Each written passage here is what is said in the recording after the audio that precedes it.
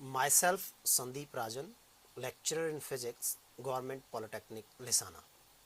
Today, we will discuss about the unit temperature and its measurement.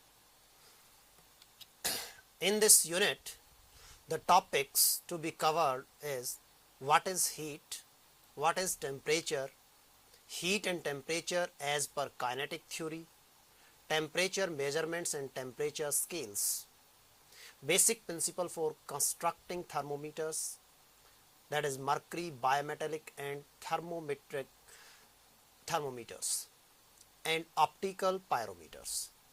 यानी कि इस unit के अंदर हम ये पढ़ेंगे कि हीट क्या होती है, टेम्परेचर क्या है और काइनेटिक थ्योरी के बेसिस पर इनकी क्या डेफिनेशंस दी गई हैं हीट और टेम्परेचर की, टेम्परेचर को स्केल्स क्या क्या हैं, कैसे मेज़र किया जाता है और क्या थर्मोमीटर को बनाने के लिए बेसिक प्रिंसिपल्स हैं, जैसे कि मर्करी थर्मोमीटर है, बायोमेटालिक थर्मोमीटर है और थर्मोइलेक्ट्रिक थर्मोमीटर्स है।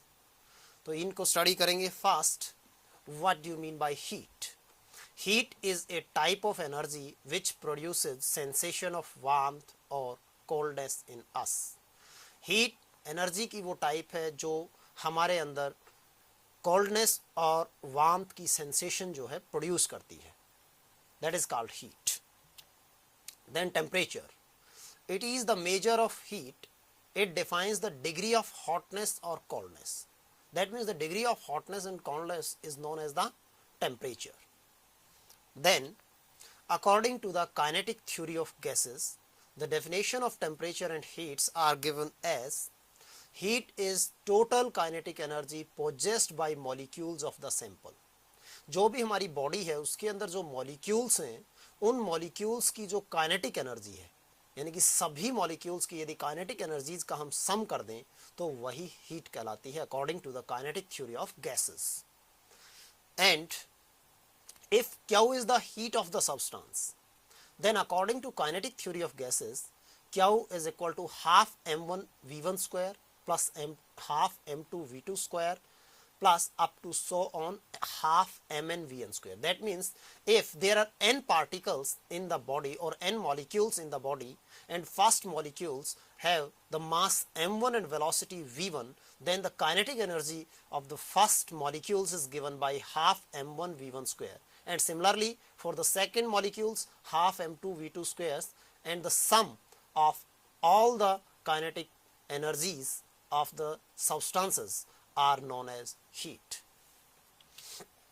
Then temperature, temperature is the average kinetic energy of the molecules of sample. जो एवरेज काइनेटिक एनर्जी है मॉलिक्यूल्स की वो टेम्परेचर कहलाता है। एवरेज काइनेटिक एनर्जी के लिए हम टोटल को n से डिवाइड कर देते हैं, जैसे कि अभी हमने पीछे सम किया था सभी का। If T is the temperature of the substance, then according to the kinetic theory of gases T is half m1 v1 square plus half m2 v2 square plus so on half mn vn square divided by n. That means there are n number of molecules. तो यहाँ से average आ जाएगा और यही जो average है ये temperature कहलाता है। देन मेजरमेंट ऑफ टेम्परेचर्स, कि टेम्परेचर को हम कैसे मेजर करते हैं। तो for measuring temperature we use thermometers. Temperature को मेजर करने के लिए हम थर्मोमीटर्स का इस्तेमाल करते हैं। For measuring high temperature, that is of furnace or melting molten states irons, we use pyrometers. जो बहुत ही ज़्यादा हाई टेम्परेचर हों, जैसे कि फर्नेस है भट्टी और मोल्टन आयरन्स हैं, उनके टेम्परेचर को मेज़र करने के लिए हम पायरोमीटर्स का यूज़ करते हैं। दैट मीन्स वो पायरोमीटर कहलाते हैं। तो to make a thermometer we need, यानी कि थर्मोमीटर को बनाने के लिए हमें क्या ज़रूरत होती है। First A thermometric substance, second A thermometric quantity और थर्ड ए टेम्परेचर स्केल। क्योंकि टेम्परेचर को मेज़र करने के लिए वैसे तो हमें सभी मॉलिक्यूल्स की यदि काइनेटिक एनर्जी पता चल जाए और उसका हम एवरेज फाइंड आउट कर लें तो वही टेम्परेचर होता है according to the kinetic theory of gases. But practically it is not possible to find out the kinetic energy of each and every molecules in the substance, क्योंकि practically ये possible नहीं है कि हम सभी मॉलिक्यूल्स के काइनेटिक एनर्जी को find out कर सके। इसीलिए हम इनडायरेक्ट मेथड यूज करते हैं थर्मोमीटर बनाने के लिए, जो कि हम टेम्परेचर मेजर करते हैं। तो उसमें सबसे पहले हम चूज करते हैं थर्मोमेट्रिक सब्सटेंस। तो थर्मोमेट्रिक सब्सटेंस क्या होता है? It is a substance which shows a measurable change in any one of its characteristics properties with change in temperature. For example, mercury, iron, brass, platinum, etc.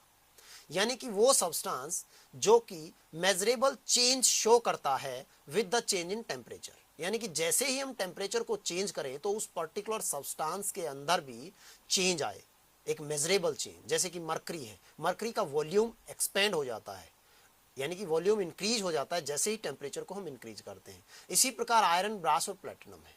तो ये thermometric substance कहलाते हैं। Second है thermometric quantity, कि thermometric quantity क्या चीज है?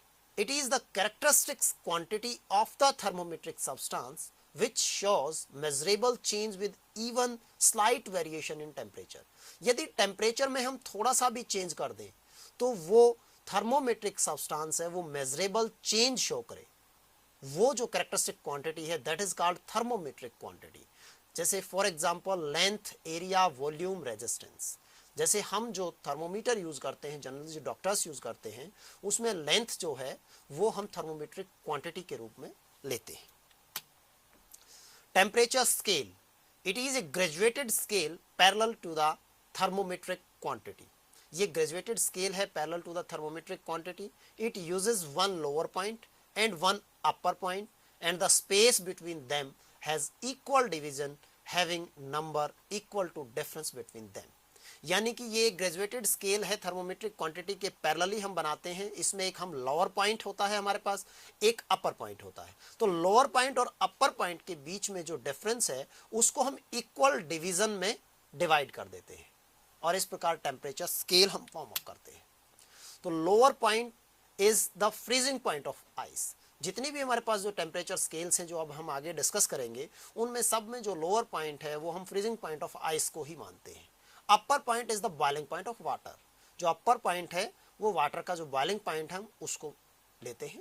Number of divisions on scale n, यानी कि कितने डिवीजन उसमें बनाते हैं, वो है upper point minus lower point, इसके इक्वल होंगे नंबर ऑफ डिविजन्स। तो some commonly used temperature scales are, जो हम स्केल्स जनरली यूज करते हैं वो है सेल्सियस स्केल, केल्विन स्केल और फारेनहाइट स्केल। एक हमारे पास र्यूमर स्केल और भी है। तो ये जनरली 4 स्केल्स हैं हमारे पास जो हम यूज करते हैं। ये इसमें आपको दिखाया गया है, फारेनहाइट, सेल्सियस और केल्विन, तीनों का आपको मेजरेबल ये दिखाया गया है। कि जैसे कि फारेनहाइट है, फारेनहाइट में हम क्या करते हैं कि जो फ्रीजिंग पॉइंट ऑफ आइस है वो 32 डिग्री फारेनहाइट पर हम लेते हैं, जबकि बॉइलिंग पॉइंट ऑफ वाटर को जो हमने लिया वो 212 डिग्री फारेनहाइट पर हमने लिया इसको। इसी प्रकार सेंटीग्रेड में जो लोअर हमारा पॉइंट था वो हमने 0 डिग्री सेंटीग्रेड लिया, जबकि अपर पॉइंट हमने 100 डिग्री सेंटीग्रेड लिया। और केल्विन में जो हमारा लोअर पॉइंट था वो हमने 273 केल्विन लिया। वैसे एब्सोल्यूट 0 केल्विन ही कहलाता है, जो कि -273.16 डिग्री सेल्सियस के इक्वल है। और ये वो टेम्परेचर है यानी कि 0 केल्विन जो कि हम अटेन कर सकते हैं। इससे नीचे का टेम्परेचर जो है हम अटेन नहीं कर सकते, यानी कि ये लोएस्ट टेम्परेचर है अर्थ सरफेस के ऊपर। इससे नीचे का टेम्परेचर हम अटेन नहीं कर सकते। और इसकी अपर हमने माना 373 केल्विन। तो ये आपको स्केल्स दिखाई गई हैं। इसके बाद हम सबसे पहले डिस्कस करते हैं फारेनहाइट स्केल को। फारेनहाइट स्केल सबसे पहले एक डच ग्लास ब्लोअर थे फारेनहाइट, उन्होंने इस स्केल को दिया था। This scale has lower point और the freezing point of water at 32 degree Fahrenheit. जैसा कि मैंने अभी आपको बताया कि जो लोअर पॉइंट है इसका वो 32 डिग्री फारेनहाइट है एंड अपर पॉइंट और boiling point of water as 212 degree Fahrenheit, 212 degree Fahrenheit. The interval between the two being divided into 180 parts. इन दोनों के बीच का जो डिफरेंस है वो 180 है, तो इसको इक्वली 180 पार्ट्स में हमने डिवाइड कर दिया। Then centigrade scale. Centigrade scale से पहले र्यूमर स्केल भी दी गई थी। जो र्यूमर स्केल है, र्यूमर स्केल एक हमारे पास फ्रेंच साइंटिस्ट हैं आर र्यूमर, उन्होंने र्यूमर स्केल को दिया। तो र्यूमर स्केल के लिए र्यूमर स्केल। ये 1730 के अंदर र्यूमर स्केल, फ्रेंच साइंटिस्ट थे हमारे पास, उन्होंने फ्रेंच साइंटिस्ट ने ये र्यूमर स्केल दिया। इन्होंने जो एल्कोहल है उनको एज ए थर्मोमेट्रिक क्वांटिटी लिया। एल्कोहल, तो एल्कोहल का 0.001 ml तक का जो एक्सपेंशन है उसको उसने नोट किया, और जो स्केल थी, इस स्केल का जो लोअर पॉइंट लिया गया वो लिया गया 0 र्यूमर, यानी कि 0 र्यूमर। ये था फ्रीजिंग पॉइंट ऑफ वाटर, यानी कि आइस। और हायर जो लिया गया वो लिया गया 80 र्यूमर, ये था boiling point of water. Boiling point of water, यानी कि ये वाटर का बॉइलिंग पॉइंट उसने लिया अपर स्केल के रूप में 80 र्यूमर, लोअर स्केल उसने फ्रीजिंग पॉइंट ऑफ वाटर लिया 0 र्यूमर, और जो 0 से 80 का डिफरेंस था उसको 80 इक्वल डिविजन्स के अंदर डिवाइड कर दिया गया। ये र्यूमर स्केल थी। र्यूमर स्केल आजकल ऑब्सोलीट हो चुकी है। ऑब्सोलीट का मतलब खत्म हो चुकी है। इसको जनरली हम यूज नहीं करते, ना इंडस्ट्री में यूज करते हैं और ना ही हमारी लेबोरेटरीज वगैरह में हम इनको इस्तेमाल करते हैं। Then second is the centigrade scale. Centigrade scale is given by a scientist named Celsius. This scale has lower point or the freezing point of water as 0 degree centigrade and upper point or boiling point of water as 100 degree centigrade. The interval between the two being divided into 100 parts. जो बीच का difference है उसको 100 divisions में हमने divide कर दिया, एक division को 1 डिग्री का हमने नाम दिया। कैल्विन स्केल है उसके बाद। The kelvin scale is based on the concept of absolute zero, which is the theoretical temperature at which molecules would have zero kinetic energy। यानी कि जो एब्सोल्यूट जीरो है, 0 केल्विन जो टेम्परेचर है, उसके ऊपर मॉलिक्यूल्स की काइनेटिक एनर्जी 0 हो जाती है। ये इस टेम्परेचर में हमने लोअर टेम्परेचर लिया, यानी कि इससे नीचे का टेम्परेचर हम अटेन नहीं कर सकते। The absolute zero which is about -273.15 degree centigrade is set at 0 on the Kelvin scale. This means that there is no temperature lower than 0 Kelvin, so there are no negative numbers on the Kelvin scale. इससे नीचे हम temperature attain नहीं कर सकते, इसलिए इससे नीचे negative numbers हम केल्विन स्केल में नहीं देते। तो इसके लिए क्या किया गया कि हमने जो गैस है उसका आइडियल गैस इक्वेशन है PV is equal to nRT। तो PV is equal to nRT का जो आइडियल गैस इक्वेशन है उसको हमने लिया, और जब हमने टेम्परेचर को चेंज किया तो उसके साथ प्रेशर में चेंज आया, यदि वॉल्यूम को हमने कांस्टेंट रखा तो, और उससे हमने ये मेजर किया कि -273.15 डिग्री सेंटीग्रेड के ऊपर जो है गैस का प्रेशर 0 हो गया। दैट मीन्स उनकी काइनेटिक एनर्जी 0 हो गई, और इससे नीचे प्रेशर अगर जाएगा तो वो नेगेटिव में हो जाएगा, और ये पॉसिबल नहीं है, इसीलिए इसको हमने लोएस्ट टेम्परेचर माना है। तो this Kelvin scale has lower point or the freezing point of water as 273 Kelvin, यानी कि 0 degree Celsius, and upper point or boiling point of water as 373 Kelvin. The interval between the two being divided into 100 parts. दोनों के बीच में हमने interval है उसको 100 parts में divide कर दिया। If a certain temperature T is measured as C on centigrade scale, F on Fahrenheit scale and K on Kelvin scale, then the temperature can be written as।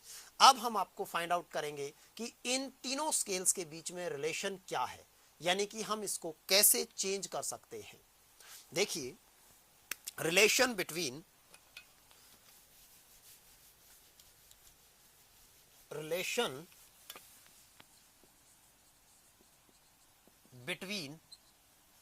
Kelvin, Fahrenheit and degree Celsius scale. जो हमारे पास ये तीन scale हैं, kelvin की, Fahrenheit की और degree Celsius की, इन तीनों के बीच में रिलेशन क्या है। यानी कि हम एक स्केल को दूसरे स्केल में चेंज कर सकते हैं, टेम्परेचर को एक स्केल से दूसरे स्केल में मेजर कर सकते हैं, लेकिन कंडीशन ये है कि टेम्परेचर के मैग्नीट्यूड में कोई फर्क नहीं आना चाहिए। जैसे कि सिमिलर केस है, मान लिया कि अगर हम कोई भी डिस्टेंस है उसको किलोमीटर में मेजर करते हैं, मान लिया ये 1 किलोमीटर की डिस्टेंस है हमारे पास, 1 किलोमीटर।